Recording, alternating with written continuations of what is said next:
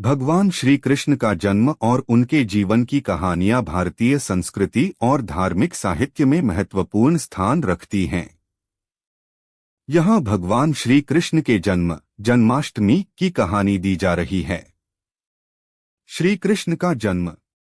भगवान श्री कृष्ण का जन्म द्वापर युग में मथुरा नगरी में हुआ था। उनके पिता का नाम वासुदेव और माता का नाम देवकी था। कंस, जो मथुरा का राजा और देवकी का भाई था, एक आकाशवाणी द्वारा यह ज्ञात हुआ कि देवकी का 8वां पुत्र उसका विनाश करेगा। इस डर से कंस ने देवकी और वासुदेव को कारागार में डाल दिया और उनके सभी नवजात बच्चों को मारने का आदेश दिया। देवकी के 8वें पुत्र का जन्म। जब देवकी के 8वें पुत्र भगवान श्री कृष्ण का जन्म हुआ तो वह आधी रात का समय था। उनके जन्म के समय कारागार में चमत्कारिक घटनाएं हुई।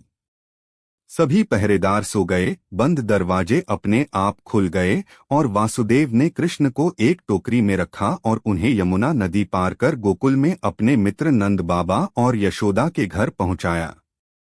गोकुल में बाल लीला। गोकुल में कृष्ण का पालन पोषण नंद बाबा और यशोदा ने किया। वहां उन्होंने कई अद्भुत बाल लीलाएं की, जैसे पूतना का वध, कालिया नाग का दमन और माखन चोरी। उनकी लीलाओं के कारण वे सभी गोकुलवासियों के प्रिय बन गए। मथुरा वापसी और कंस का वध। जब कृष्ण बड़े हुए तब उन्होंने मथुरा जाकर कंस का वध किया और अपने माता पिता को मुक्त कराया। इसके बाद उन्होंने मथुरा को कंस के आतंक से मुक्त किया और यदुवंश को पुनः स्थापित किया। श्री कृष्ण के उपदेश। श्री कृष्ण ने अपने जीवन में अनेक उपदेश और शिक्षाएं दी। महाभारत के युद्ध के दौरान अर्जुन को दिया गया उनका गीता उपदेश सबसे महत्वपूर्ण है। इसमें उन्होंने धर्म, कर्म और भक्ति के गूढ़ रहस्यों का उद्घाटन किया।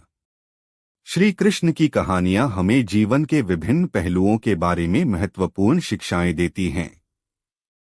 उनके जीवन और लीलाओं के माध्यम से हमें धर्म, प्रेम और न्याय के मार्ग पर चलने की प्रेरणा मिलती है।